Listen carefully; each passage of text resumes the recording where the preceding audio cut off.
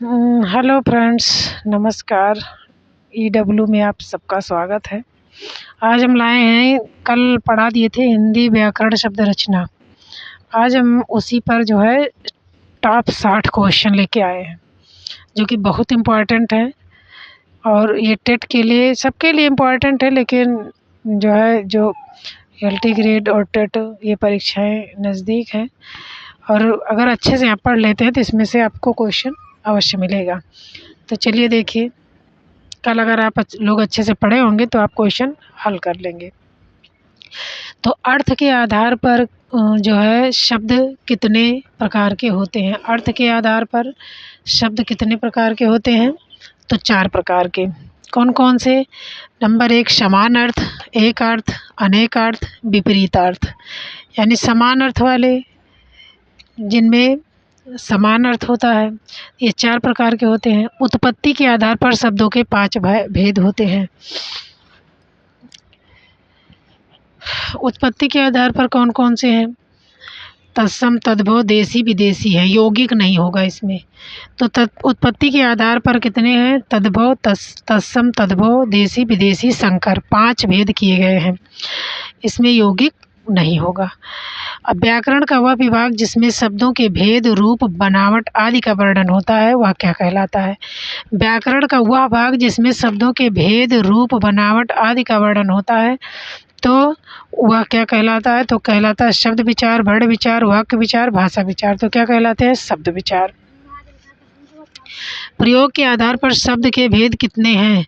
तो प्रयोग के आधार पर शब्द के भेद कितने हैं? 2। प्रयोग के आधार पर शब्द के कितने भेद हैं? 2 हैं।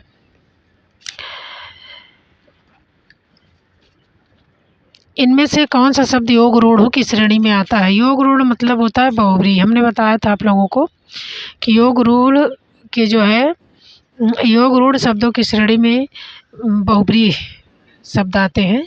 तो देवदत्त है, नारित्व है, पाठशाला है, दशानन है। तो इसमें कौन सा है? दशानन है। चारपाई शब्द क्या है? योग रूढ़ है, यानी 4 पायों वाली, अर्थात 4 पाई। तो जहाँ बहुब्री समास होता है, रूढ़ जिनके टुकड़े नहीं होते, यौगिक जो जुड़े होते हैं, अर्थोक्त नहीं है, योग रूढ़, तो ये योग रूढ़ है। इनमें से रूढ़ कौन है? दूध वाला यौगिक है, क्योंकि दूध और वाला से जुड़ा है।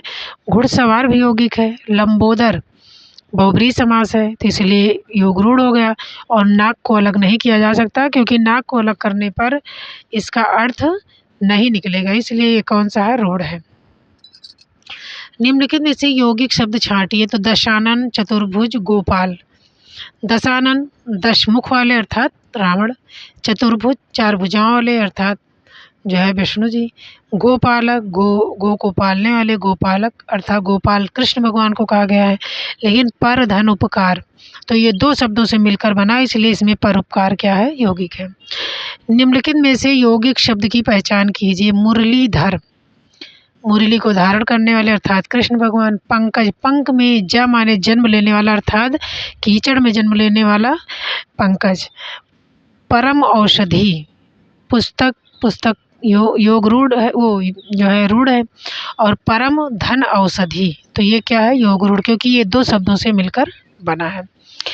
अनुशासन शब्द क्या है? अनु, धन, शासन, तो 2 शब्दों से मिलकर बना, इसलिए क्या हो गया? यौगिक हो गया।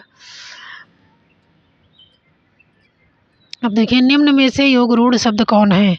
तो पीला है, पर है, दूध वाला है। दूध वाला यौगिक है। और जल में उत्पन्न होने वाला, अर्थात बहुब्री समास हो गया, इसलिए ये क्या हो गया? योग रूढ़ हो गया। जो बहुब्री समास होगी वो योग रूढ़ हो जाएंगे। निम्नलिखित शब्दों में योग रूढ़ शब्द कौन सा है? तो चक्रपाणी है, पाठशाला है, उपचार है, अभिव्यक्ति है। तो चक्रपाणी है। योग रूढ़ शब्द कौन सा है? तो दशानन। योग रूढ़ शब्द कौन सा है? दशानन है। निम्नलिखित में से नीलकंठ कौन सा शब्द है? रूढ़ है, यौगिक है, योग रूढ़ है, इनमें से कोई नहीं। तो नीलकंठ कैसे हैं? योग रूढ़ है। पंकज, जलज आदि किस प्रकार के शब्द हैं? तो पंकज, पंक यानी जल में जन्म लेने वाला, पंक माने कीचड़ में, यानी दोनों कमल है, तो इसलिए क्या है? योग रूढ़ है। दशानन शब्द निम्न में से कौन सा शब्द है? रूढ़ है कि यौगिक है कि इनमें से कोई नहीं। तो दशानन अर्थात 10 मुख वाला अर्थात रावण यानी कि योग रूढ़ हो गया। उत्पत्ति के आधार पर शब्द के कितने भेद हैं? तो 5 भेद हैं। उत्पत्ति के आधार पर शब्द के कितने भेद हैं? तो कितने भेद हैं?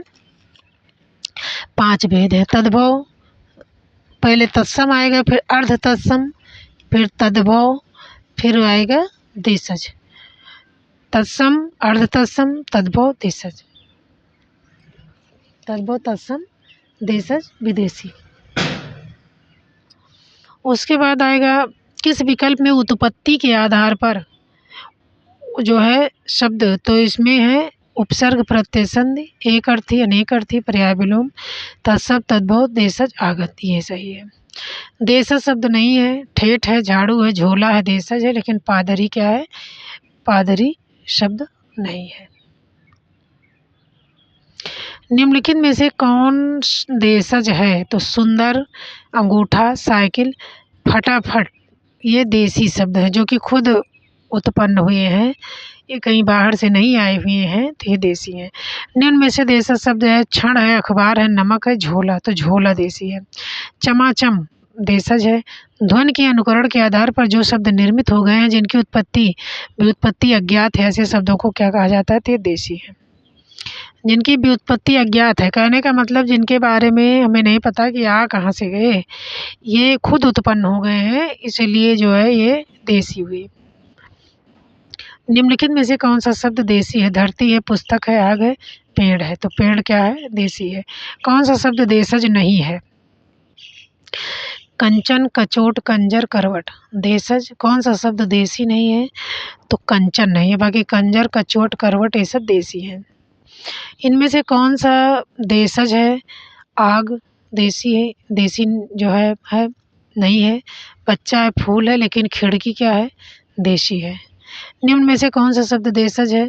गोबर है, घोड़ा है, हल्दी है, लेकिन जो है कटोरा देशज है। देशज शब्द छांटिए। तारीख, सूरज, जन्म, तो इसमें डिबिया देशज है। व्युत्पत्ति के आधार पर किलकिल कौन सा शब्द है? तो किलकिल क्या है? देसी शब्द है।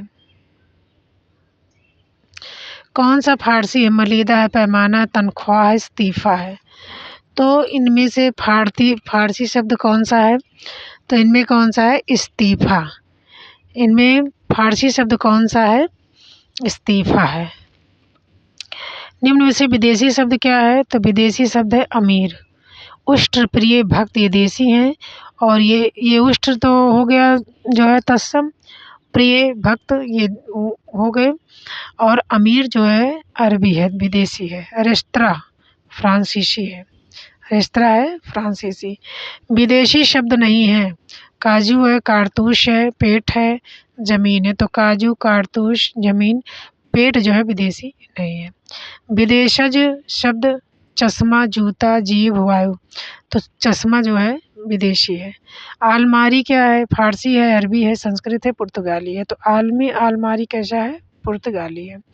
मुहावरा शब्द किस भाषा का शब्द है? अरबी, उर्दू, फारसी, हिंदी, तो अरबी का है। आलपीन और गमला, आलपीन और गमला किस विदेशी भाषा के शब्द हैं? तो पुर्तगाली के हैं, ये परीक्षाओं में आए हुए हैं। पतलून किस भाषा का शब्द है? तो पतलून हिंदी का शब्द है। दो विभिन्न भाषाओं के शब्दों को मिलाकर बनाए गए शब्द कौन से हैं? तो शंकर हैं।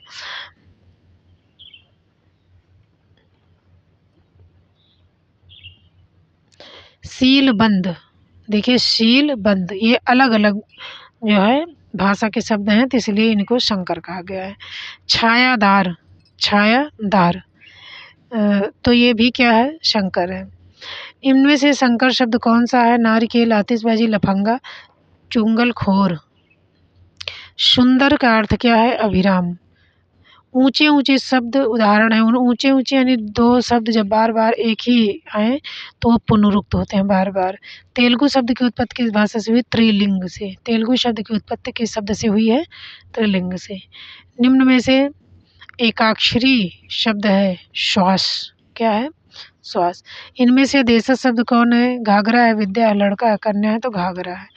वह शब्द जो किसी संस्कृत या प्राकृत मूल से निकले हुए नहीं जान पड़ते और जिनकी व्युत्पत्ति का पता ही नहीं चलता। तो कैसे हैं? खड़ी बोली, तत्सम व्यंजन तो हैं देशी। निम्न में से किस विकल्प में तद्भव है? दूध, पंछी तद्भव नहीं है पूछ रहा है। तो दूध तद्भव है, पंछी है, सूरज है, पुत्र तद्भव नहीं है। तो आज बस इतना ही। आप इस पर प्रैक्टिस करिएगा। धन्यवाद।